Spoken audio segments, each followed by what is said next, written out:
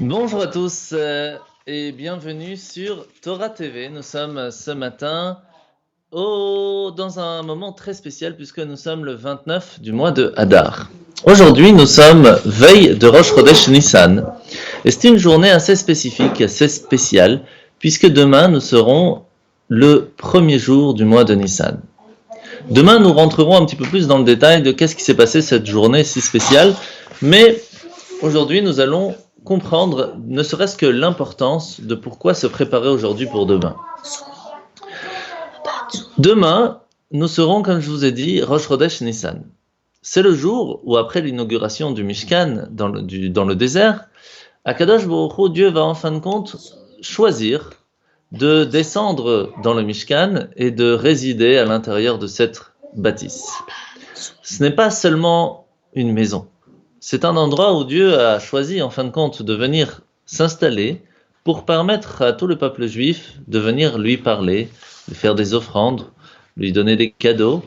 Et comme on va le voir dans la paracha aujourd'hui, on va essayer de comprendre qu'est-ce que ça veut dire en fin de compte, vraiment, donner un cadeau à Dieu. Et donc, pour pouvoir mériter, en fin de compte, tout cela, ce n'est pas si évident. Parce que pour pouvoir mériter d'avoir tout cela, eh bien, il va nous falloir se préparer.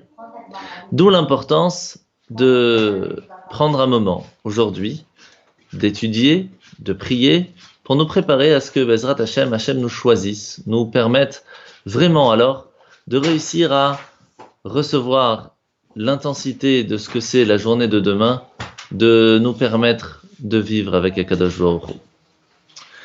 Alors, nous allons bien sûr parler et commencer tout de suite avec le Tanya de ce matin. Nous sommes dans le chapitre 37.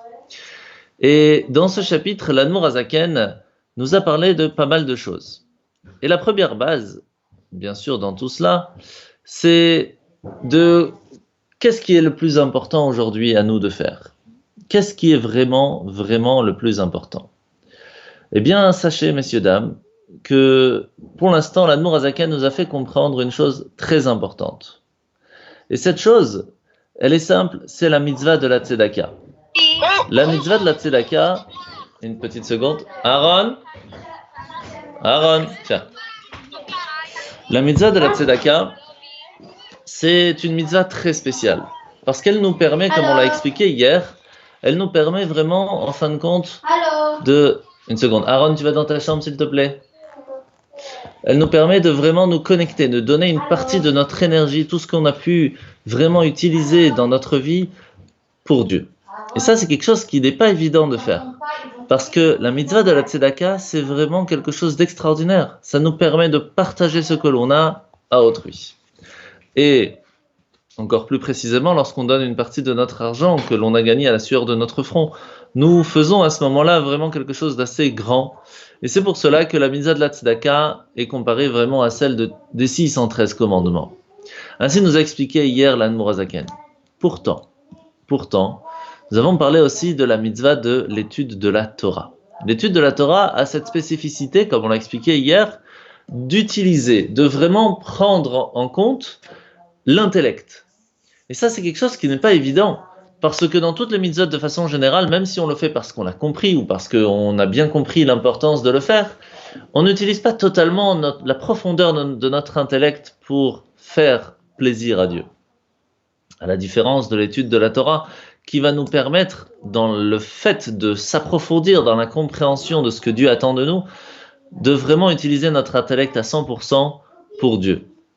Et cette mitzvah, elle est, comme on l'a dit hier, on le dit dans chaque matin dans notre prière, Talmud Torah Keneged Kulam. L'étude de la Torah, c'est vraiment contre toutes les mitzvot. Aujourd'hui, l'Admour Azaken va nous rappeler quand même quelque chose d'assez important. La tzedaka, c'est pour toutes les mitzvot. L'étude de la Torah, c'est aussi toutes les mitzvot. Alors, qu'est-ce qui incombe à l'autre? Qu'est-ce qui est plus important l'un que l'autre? Et pour vraiment comprendre tout cela, hein,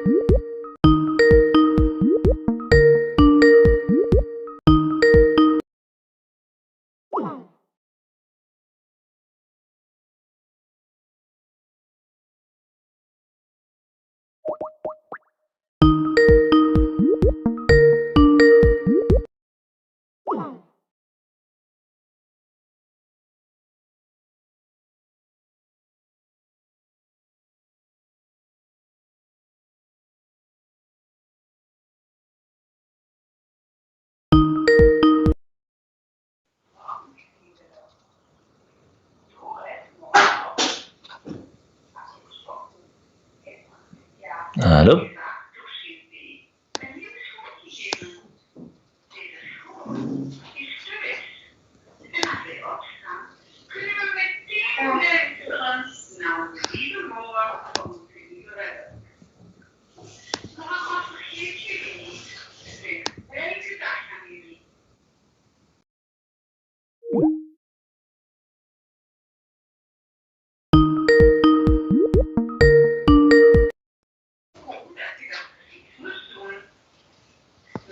La caméra ne fonctionne pas.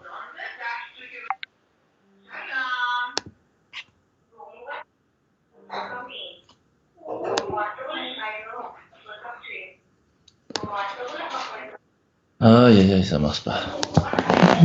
Attends.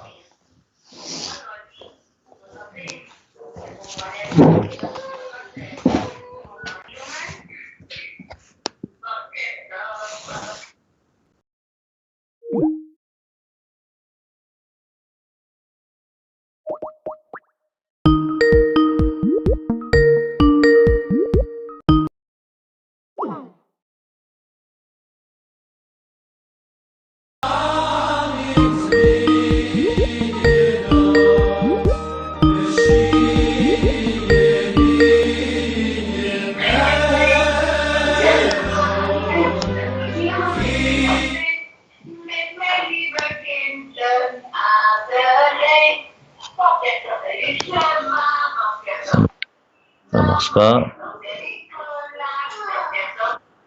Ça marche pas, on va faire du...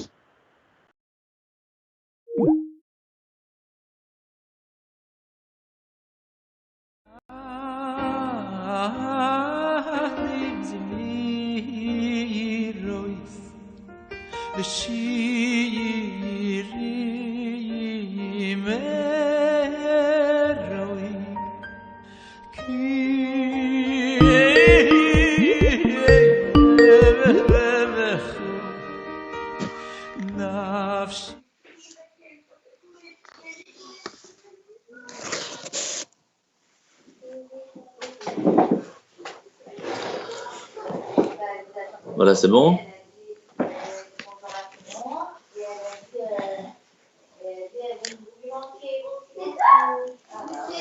Ok, désolé tout le monde. On a eu un bug ici avec l'ordinateur, ça arrive malheureusement. Il n'y a pas de souci, on va reprendre. Nous sommes toujours sur Torah TV et nous allons reprendre le début du Tanya. Donc nous sommes dans le Tanya, dans cette partie du chapitre 37 où l'Admour Hazaken nous explique une chose extrêmement importante. C'est que d'une certaine façon, la mitzvah de la tzedaka est vraiment une chose qui va nous permettre d'aller très très loin, parce qu'on utilise notre énergie pour aider notre prochain. Alors, à partir du moment où une personne va prendre de son argent, donc ce qu'il a gagné à la sueur de son front, et va vraiment l'utiliser à bon escient, c'est quelque chose d'assez extraordinaire. C'est pour cela que précisément la mitzvah de la tzedaka est considérée comme celle qui va englober toutes les mitzvot. Mais de l'autre côté, il y a une chose qu'on pourrait peut-être oublier. L'étude de la Torah aussi nous permet de faire cela. Talmud Torah Keneget Kulam. Mais si c'est Keneget Kulam, alors qu'est-ce qui est le plus important? Est-ce que c'est l'étude de la Torah ou c'est la mitzvah de la tzedaka? Alors c'est pour cela que l'Admour Hazaken va nous expliquer en détail quelle est la qualité de chacun. Alors la qualité de la mitzvah de la tzedaka, on en a parlé avant-hier. C'est la qualité du fait qu'on donne vraiment une partie de nous-mêmes. Comme on l'a déjà expliqué, la mitzvah de la tzedaka, c'est vraiment donner notre énergie. L'étude de la Torah, c'est différent. C'est utiliser notre intellect. La force de l'intellect, c'est quoi? Eh bien, c'est tout simple. C'est qu'à partir du moment où on utilise notre intellect et pas seulement notre façon d'agir, même ne serait-ce que notre cœur, là, c'est notre cerveau qui va travailler. Et pourquoi il va travailler? Pour comprendre et pour vraiment vivre avec ce que Dieu nous demande. Dans cette façon-là qu'on va utiliser la partie la plus haute de la personne, d'une certaine façon, sa partie intellectuelle, et qu'on va l'offrir d'une certaine façon à Dieu parce qu'on va l'utiliser pour Dieu, ça c'est quelque chose d'assez spécifique. D'où l'importance d'étudier la Torah parce que cela va vraiment permettre à Dieu de voir qu'on fait attention à lui. puisque c'est ainsi, on va essayer de comprendre qu'est-ce qui est le plus important. La première chose que la Nourazaken nous pose comme question aujourd'hui, c'est, on le dit dans les Pirkei Avot, on le dit assez souvent, En ha-midrash ikar ela ha-maaseh. Ce n'est pas le midrash, l'explication, l'étude, etc., qui est le plus important. C'est maaseh, c'est l'action. Donc si l'action est plus importante, comment cela se fait-il que l'on peut dire que l'étude de la Torah est en fin de compte la partie la plus importante de tout? Est-ce que vraiment l'étude de la Torah, puisque en fin de compte le plus important ce n'est pas d'étudier, c'est d'agir par rapport à ce qu'on a compris, alors pourquoi est-ce que la Torah serait en fin de compte la partie la plus importante de notre vie? Et bien sûr, cette question toute simple, il est bien sûr marqué assez clairement, En mevatlin, mevatlin Talmud Torah, kedei la'asot mitzvot ma'asiyot. On se doit d'annuler, de repousser un cours de Torah pour pouvoir agir et faire une mitzvah. Alors on va finir le verset et là vous allez comprendre la réponse. Rak keshe'i efshar la'asot et ze beyedei acherim. Quand est-ce qu'on va annuler un cours de Torah? Seulement s'il n'y a personne d'autre qui pourra faire cette mitzvah. Ce qui veut dire qu'imaginez que vous êtes à la maison, ou même dans une synagogue, ou dans un cours de Torah, et que quelqu'un vous dit « Il faut tout de suite que tu viennes m'aider, il n'y a personne pour m'aider. » Tout de suite. Est-ce que vous dites « Mais une seconde, j'étudie la Torah, c'est plus important que toutes les mitzvot. » Ou alors vous y allez. Et la réponse est simple. On s'arrête d'étudier et on va aider. Parce que, en fin de compte, agir, c'est plus important. Avoir compris qu'il est important d'agir et de faire, et en fin de compte ne pas le faire, c'est qu'on n'a rien compris. La théorie est importante, mais le plus important, c'est la pratique. Par contre, s'il y a quelqu'un d'autre qui se lève, ou quelqu'un d'autre qui est là-bas qui dit « c'est bon, je m'en occupe », alors on peut rester assis et écouter le shiur. Donc, qu'est-ce qui est le plus important? Eh bien, en fin de compte, on apprend de là que cela va dépendre de plusieurs choses. La première base, elle est la question qui est, quel est le but de ce monde? Le but de ce monde, en fin de compte, c'est quoi? C'est de traduire l'obscurité en lumière. C'est de changer, de transformer tout ce qu'il y a de matériel autour de nous pour une chose plus spirituelle. Et ça, on ne peut pas le faire simplement en étudiant. On se doit de prendre les choses matérielles et d'agir en conséquence. Ce qui fait que simplement étudier n'est pas un but en soi. Est-ce que c'est possible de dire ça? Pourtant, on voit que Rabbi Shimon Bar Yochai, par exemple, le fait d'étudier était pour lui le fait de vraiment faire toute la Torah. Et la réponse, elle est que bien sûr, il y a un certain niveau d'étude qui nous permet vraiment d'arriver à ramener les lumières divines qui se trouvent dans le ciel, entre guillemets, les ramener sur terre, même au-delà que de faire une action de façon physique. Mais avant d'arriver à ça, il y a quand même du boulot. D'où l'importance d'agir. L'importance d'agir est de prendre tout ce qui est autour de nous, cette obscurité qui est autour de nous, de le transformer. Et ce qui est donc important, et comme réponse, elle est simple, on a besoin des deux. Parce que si on ne sait pas comment agir, parce qu'on n'a pas étudié, on ne peut pas transformer l'obscurité. Et si on ne fait qu'étudier la théorie, en fin de compte, on ne le met pas en pratique, ça ne sert pas à grand-chose. C'est comme rester à l'école toute sa vie. C'est bien, c'est mignon, tu as beaucoup de connaissances, mais en fin de compte, tu n'as pas agi dans le monde, tu n'as rien fait. Et donc, les deux sont importants. La mitzvah de la tzedaka est vraiment une base dans la Torah, et inversement, l'étude de la Torah est vraiment une base dans la Torah, est vraiment une base dans la vie du juif. À partir du moment où on étudie, on sait quoi faire, on sait ce que Dieu attend de nous. Et une des choses qu'il attend de nous, c'est de savoir partager ce que l'on a. D'où l'importance de comprendre que ces deux mitzvot, que ce soit celle de la mitzvah de la tzedaka et la mitzvah de l'étude de la Torah, sont extrêmement importants. Et on peut agir les deux ensemble. Lorsqu'on transmet nos connaissances de Torah, à ce moment-là, on fait d'une certaine façon la tzedaka, la justice de transmettre ce que nous avons eu la chance de pouvoir étudier, et on le transmet à quelqu'un. Et en même temps, cela s'appelle de l'étude. Donc c'est vraiment magnifique. Donc on peut remercier énormément Torah TV de nous donner cette chance de pouvoir faire cette mitzvah de tzedaka et d'étude de la Torah. Alors la question qui pourrait se poser, c'est l'étude de la prière. La prière, en fin de compte, c'est aussi une certaine façon une parole. On parle avec Dieu, on a une connexion avec Dieu, on a même des lumières extraordinaires. Qu'est-ce qui est plus important, l'étude ou la prière? Alors, pour l'instant, nous sommes dans la façon de comprendre que l'étude a un lien très profond avec Dieu, beaucoup plus que la prière, parce que d'une certaine façon, nous allons pouvoir englober, comprendre ce que Dieu attend de nous, et de l'autre côté même aller en profondeur, et donc c'est Dieu qui va nous englober. Nous allons apprendre cela en détail un petit peu plus tard dans les jours qui suivent. Mais la prière a aussi quelque chose d'assez extraordinaire, parce que c'est une arme, la prière. On a la possibilité de parler avec Dieu, de lui demander ce que l'on veut, et on peut changer les décrets divins, on peut transformer le monde grâce à la prière. C'est quelque chose d'assez fort. Mais c'est vrai que la Torah a un plus. Ce plus, c'est qu'on utilise la partie profonde de la Neshama, de notre âme, la partie intellectuelle, et pas seulement la partie sentimentale que l'on va lui plus utiliser, entre guillemets, dans notre prière, dans notre fila, parce que la prière, c'est quoi? C'est parler avec le cœur. Donc, en fin de compte, on reste au niveau du cœur. Bien sûr, pour y arriver, vraiment, on va devoir utiliser dans la prière aussi une partie intellectuelle, de la compréhension des mots, de la compréhension de ce que l'on dit et de ce qu'on veut parler. Mais en fin de compte, c'est plus la partie du cœur de l'âme qui va parler. Alors que l'étude de la Torah, comme on a parlé avec la différence de la mitzvah de la tzedaka, c'est vraiment la partie intellectuelle de la personne qui va être utilisée. Et c'est, dans la neshama, c'est 5 parties. La partie de nefesh, c'est la partie de l'âme qui est dans l'action. Donc ça, c'est dans toutes les mitzvot concrètes, de façon générale. La partie ruach, ça c'est plutôt la partie sentimentale de la personne, que l'on peut utiliser aussi dans la tzedaka, parce qu'on peut très bien donner à une personne avec cœur. Dans chaque mitzvah, on peut l'utiliser avec cœur ou pas.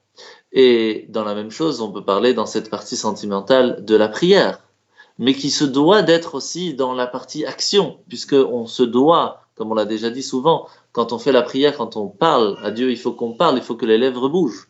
La même chose dans l'étude de la Torah, cela ne suffira pas simplement d'utiliser la partie intellectuelle. Mais par contre, la partie neshama de la neshama, on l'appelle neshama parce que c'est vraiment la partie la plus haute de l'âme, cette partie-là, c'est la partie intellectuelle. Et elle est assez compliquée à utiliser parce que réussir vraiment à rentrer dans la partie totale de la personne, vraiment à rentrer dans la profondeur de l'intellect de la personne, c'est un niveau assez difficile à avoir. C'est un niveau assez compliqué à avoir. Et donc, c'est pour cela que la mitzvah de l'étude de la Torah a une spécificité par rapport aux autres mitzvot, et encore plus, même aussi sur celle de la tzedaka, mais en fin de compte, la mitzvah de la tzedaka a une force que l'étude simple de la Torah n'a pas, c'est de pouvoir interagir avec l'autre, de pouvoir lui donner quelque chose, une partie de nous-mêmes. Et ça, c'est quelque chose que l'étude de la Torah, simplement même en transmettant maintenant, va avoir ce petit manque d'une certaine façon, parce la mitzvah de la tzedaka, c'est donner la possibilité à l'autre de vivre et de survivre. Alors dans la Yom Yom d'aujourd'hui, nous apprenons une partie assez intéressante lorsqu'une personne va vouloir faire l'Echaim avec vous. Donc l'Echaim peut se faire avec de l'alcool, avec du vin, avec même de l'eau s'il faut. C'est pas, la question ne se pose pas d'une certaine façon parce que le fait même de transmettre une bénédiction de l'Echaim à une personne, c'est déjà magnifique. Mais de façon générale, c'est plutôt avec du vin. Et c'est pour cela qu'au Kiddush, on fait l'Echaim. Mais quelle est la réponse à une personne qui vient qui nous dit l'Echaim? Eh bien, la réponse, de façon générale, c'est l'Echaim, Tovim ou l'Eshalom. Pourquoi? Parce que, étant donné que le vin a fait tomber des gens, par exemple avec Noach, avec Adam même, lorsqu'on dit que le fruit interdit était du vin, parce que un midrash nous dit qu'elle a dû presser ce fruit pour pouvoir le donner à Adam. Eh bien, on demande et on bénit la personne qui nous dit l'Echaim, que ce soit l'Echaim Tovim. Une vie simplement pour vivre et pour survivre n'est pas vraiment une vie. Mais par contre, Chaim Tovim, et en plus, les Shalom, est vraiment ce que l'on attend de chacun d'entre nous. La deuxième partie, qui est aussi extrêmement importante, celle du Maguid, qui nous apprend que quand quelqu'un nous dit l'Echaim, c'est l'Echaim velivracha. Que ce soit pour la vie, mais pour une vie de bénédiction. Parce que, vous savez, de façon générale, on peut très bien trouver une personne qui est, comment dire, avec beaucoup de biens, que ce soit des biens matériels, des biens spirituels même, beaucoup d'argent, mais malheureusement, cet argent n'est pas utilisé à bon escient, ou alors elle est perdue très facilement, parce qu'il n'y a pas la bénédiction dans cette partie-là. être béni, que notre argent soit béni, elle soit avec une bénédiction, c'est vraiment quelque chose de très important à avoir et à travailler. D'où l'importance de dire Lechaim velivracha. Un Bachour, une fois, s'est levé et a dit qu'il a compris ce que veut dire vraiment Lechaim velivracha. Bracha, livracha, ça vient du mot lev raka, un cœur doux, un cœur mou. Eh bien, après 30 ans de prière, 30 ans de profondeur dans son travail quotidien du service divin, lui a permis de comprendre qu'en fin de compte, pour vivre, il faut avoir un lev raka, il faut avoir un bon cœur. Parce que c'est ça, vivre. Pas seulement survivre, vivre, c'est vraiment savoir partager ce que l'on a. Et d'où l'importance de l'étude de la Torah, de la partager, mais aussi de la mitzvah de la tzedaka, qui est en fin de compte une justice vraiment très forte, qui nous permet de réussir alors à partager ce que l'on a. Alors nous allons passer maintenant à cette question toute simple, qui est ainsi importante à se rappeler. C'est Ma'ani Oseka. Qu'est-ce que je fais ici? Qu'est-ce que je fais ici? Pourquoi je suis dans ce monde? La réponse est simple. La réponse est très simple. Je suis ici dans ce monde pour transformer ce qu'il y a autour de nous à quelque chose de plus beau, de plus joli, de plus propre. D'où l'importance de réussir à se poser la question, qu'est-ce que j'ai fait aujourd'hui pour transformer mon entourage à quelque chose de plus joli qu'il n'était qu'hier? Et cette question ne peut se répondre que par chacun d'entre nous. Chacun a sa propre vie, ses propres efforts, ses propres difficultés. Et lorsque on se pose la question, ne serait-ce que se poser la question, va nous permettre de trouver une certaine réponse et de trouver une meilleure réponse pour demain, Bezrat Hashem. Et on peut vivre de deux façons. Il y a des personnes qui vont se dire, regarde, on peut transformer yesh me'ayin ou ayin le yesh. Je vais traduire. On sait que Hachem a créé le monde à partir de rien. Et donc, on pourrait à partir de ça faire exactement l'inverse. Transformer de quelque chose en rien du tout. Prendre tout ce qu'il y a autour de nous et l'utiliser pour rien. Ce qui serait dommage.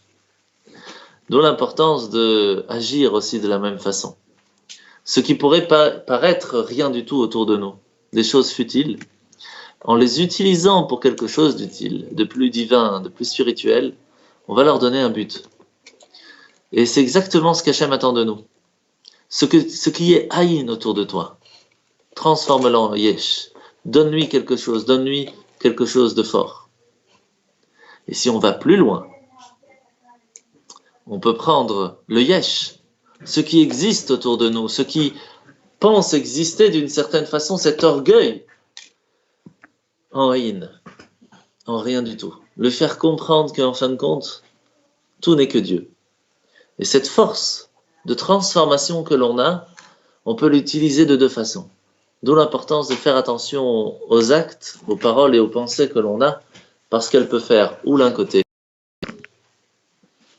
Passons maintenant au Rambam, au Sefer HaMitzvot. Nous sommes dans la mitzvah positive numéro 99, 99, qui est la mitzvah de la Nida. Lorsqu'une femme a son flux sanguin chaque mois, elle ne peut pas aller avec son mari pendant un certain moment, et donc va devoir retrouver cette pureté en allant au mikvé. D'où l'importance d'étudier ces lois lorsqu'on se marie, et même de les réviser après le mariage. Dans le Rambam aujourd'hui, nous avons 3 chapitres que l'on va résumer très rapidement aujourd'hui. La première partie, c'est qu'on a expliqué qu'à partir du moment où un ustensile est complet, alors oui, on peut réussir à ce moment-là à recevoir une certaine impureté. Mais, par contre, lorsqu'il est brisé, ce n'est plus appelé un ustensile et elle retrouve sa pureté.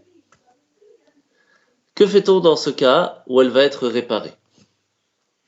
Est-ce qu'elle retrouve de retour comme c'était avant, ou le fait même qu'elle est redevenue pure, il est tranquille?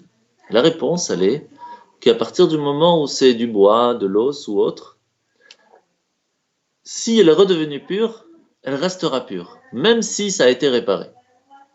Par contre, tout ce qui est en fer, à partir du moment où il est brisé, il redevient pur, mais il reste une certaine tâche qui va lui permettre de retrouver et de perdre sa pureté de retour lorsqu'il va être réparé ou même fondu pour être utilisé dans un autre ustensile. D'où l'importance de toujours bien tremper ces ustensiles-là au mikvé pour retrouver une pureté qui sera éternelle. Là, dans le chapitre 13, par contre, on parle des instruments, des ustensiles qui sont en chérès. Tout ce qui est chérès, donc de l'argile par exemple, ou de la pierre, dans ces cas-là, l'impureté ne va pas se transmettre, en tout cas pas par l'ustensile en soi. Par contre, elle peut se transmettre par l'intérieur, tout ce qui se trouve à l'intérieur de cette boîte en chérès, en argile. Ce qui fait que si une personne, par exemple, tombe dans un trou qui est fait en argile, et que cette argile n'est plus pure, c'est pas le fait d'avoir touché qui va lui faire perdre sa pureté, c'est le fait d'être à l'intérieur. Tout ce qui se trouve à l'intérieur va perdre sa pureté. Et dans ce troisième chapitre, nous parlons d'une marmite. Dans une marmite, il peut se trouver de la nourriture, des choses pures et des fois des choses qui ne sont pas pures. Alors imaginez qu'une marmite fermée avec de la nourriture pure va rentrer dans un four qui lui n'est pas pur. Ce qui se retrouvera à l'intérieur de la marmite fermée restera pur. Par contre, si à l'inverse, à l'intérieur de cette marmite, il y a quelque chose qui n'est pas pur, cela va rendre pas pure la marmite et automatiquement le four aussi.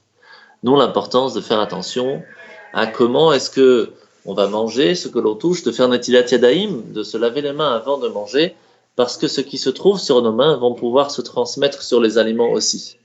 Et cela se fait pas seulement par rapport à la propreté, comme aujourd'hui, avec ce qui se passe aujourd'hui, on a vraiment l'importance de se laver les mains, et on le sait depuis de générations chez nous.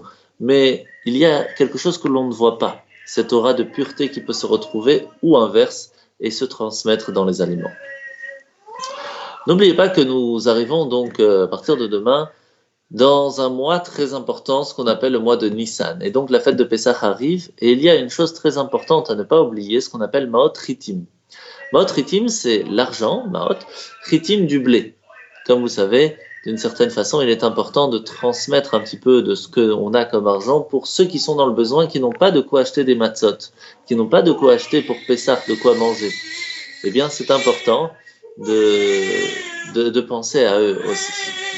Mais le Rabbi nous rajoute, il y a ce maot rouchani, il y a aussi cet argent spirituel que l'on doit transmettre, et donc si vous avez la possibilité d'aider votre prochain à avoir un petit peu de connaissance sur la fête de Pessah, eh bien c'est important aussi de le transmettre. Je vous demande une seconde là.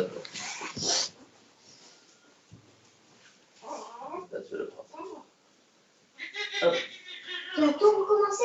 Non.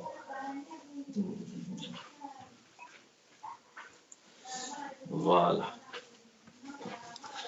Alors, passons maintenant à la paracha de la semaine. Esther, tu peux aller là-bas, s'il te plaît. La paracha de la semaine nous parle des corbanotes, toujours, donc des sacrifices. On a parlé un petit peu de comment fonctionne la shrita, comment fonctionne en fin de compte cette partie que nous demande Hachem de rendre pure, et de rendre la possibilité à cet animal de pouvoir être donné, d'être offert à Kadosh Baruch Hu. Voilà. Et pour pouvoir le faire, on se doit de faire la shrita, donc de lui enlever la vie, mais de lui enlever la vie d'une certaine façon qui va permettre à l'animal de ne pas souffrir. Et on a expliqué hier un petit peu comment fonctionne le complexe de Willis, qui va permettre au cerveau de ne pas être...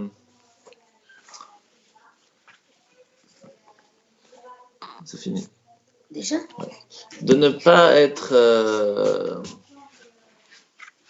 être irrigué par le sang et donc automatiquement de ne pas souffrir. Bien, il faut comprendre que tout cela n'est pas quelque chose de si évident à faire. C'est pour cela que la mitzvah de la shrita, c'est quelque chose qui s'apprend, c'est pas quelque chose de si évident à faire. Et c'est pour ça que les shochatim ont une responsabilité extrêmement importante, parce qu'ils vont devoir réussir à enlever la vie de l'animal et de le faire pour Dieu. Donc c'est très difficile de faire ça à la chaîne d'une certaine façon, parce qu'il faut vraiment penser à tout cela. D'où l'importance que les shochatim doivent se tremper au mikvé, doivent faire attention à ce qu'ils prient, qu'ils étudient, qu'ils comprennent ce qu'ils font, parce que en fin de compte, cette force d'enlever la vie avec une certaine dureté se doit d'être fait avec cœur pour pouvoir transmettre une certaine élévation à l'animal. Et en fin de compte, lorsqu'elle arrive dans notre assiette, cet animal attend que l'on fasse une bénédiction pour qu'on puisse l'élever encore à un certain niveau. Alors, quels sont les korbanot, les sacrifices que l'on apprend aujourd'hui dans la paracha? C'est le korban shlamim.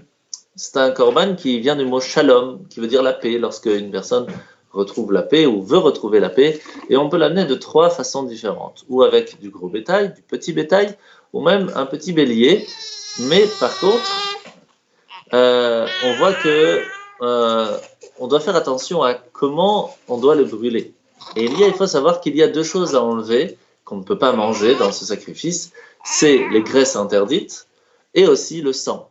D'où l'importance encore aujourd'hui, lorsqu'on va manger, de faire attention d'enlever ces graisses interdites et bien sûr de ne pas manger du sang. Dans le Teilim de ce matin, il y a une phrase qui est très importante, Ach tzadikim yodu lishmecha, yeshu isharim et panecha. Et aussi, le rabbi nous a aussi rajouté qu'avant de faire la prière, il est important de dire Areni mikabel alayim mitzvat aseh, shel ve'afta l'eracha kabocha. Je prends sur moi d'aider mon prochain comme moi-même, d'essayer d'aider mon prochain. C'est vraiment la base de la Vat Israël avant de commencer la prière.